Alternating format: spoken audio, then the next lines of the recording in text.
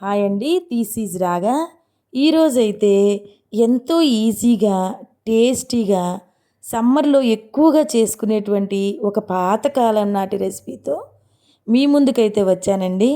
అదేనండి పచ్చి పులుసు.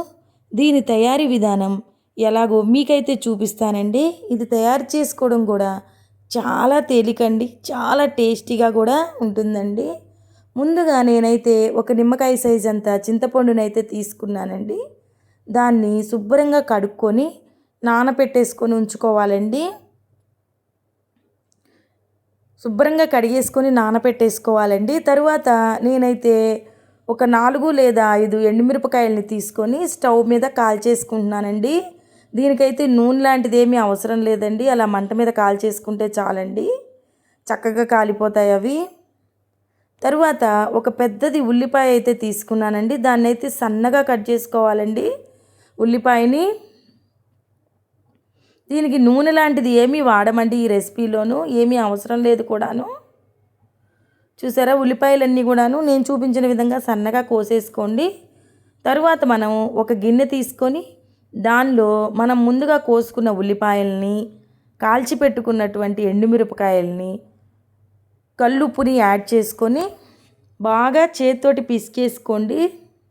ఇది చేత్తోటి పిసికితేనే చాలా టేస్టీగా ఉంటుందండి. ఉల్లిపాయలు, మనం తీసుకున్నటువంటి ఎండుమిరపకాయలు అన్నీ కూడాను మెత్తగా స్మాష్ అవ్వాలండి.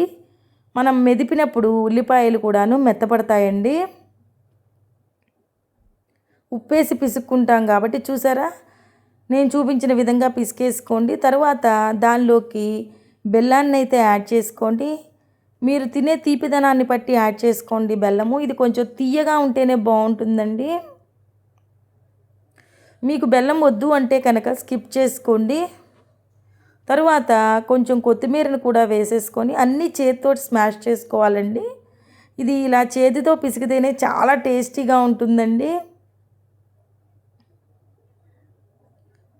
ఆ తర్వాత చింతపండు రసాన్ని కూడా యాడ్ చేసుకోండి. మరి నీళ్ళలాగా అయితే వేయొద్దండి. చింతపండు రసాన్ని కొంచెం చిక్కగా చూసి వేసుకోండి, అప్పుడే టేస్టీగా ఉంటుంది. ఈ టైంలోనే కొంచెం ఉప్పుని, బెల్లం సరిపోయిందో లేదో చూసుకొని, సరిపోకపోతే మళ్ళీ యాడ్ చేసేసుకొని చేత్తోటైతే బాగా కలపెట్టేసుకోండి. ఆ విధంగా నేను చూపించిన విధంగా చేసుకోండి. ఇప్పుడైతే ఎంతో టేస్టీగా ఉండే పచ్చి పులుసు అయితే రెడీ అయిపోయిందండి. మీరు కూడా మీ ఇంట్లో ఒకసారి తయారు చేసుకొని ఎంజాయ్ చేయండి. నా వీడియో కనుక మీకు నచ్చినట్లయితే ప్లీజ్ లైక్ చేసి, షేర్ చేసి, సబ్స్క్రైబ్ చేసుకోండి. ఎంతో టేస్టీగా ఉండే పచ్చి పులుసు రెడీ అయిపోయిందండి. ఒక్కసారి టేస్ట్ చేసి నేను చూపించిన విధంగా చేసుకొని టేస్ట్ చేసి నాకైతే కమెంట్ చేయండి. చూసారా, ఎంతో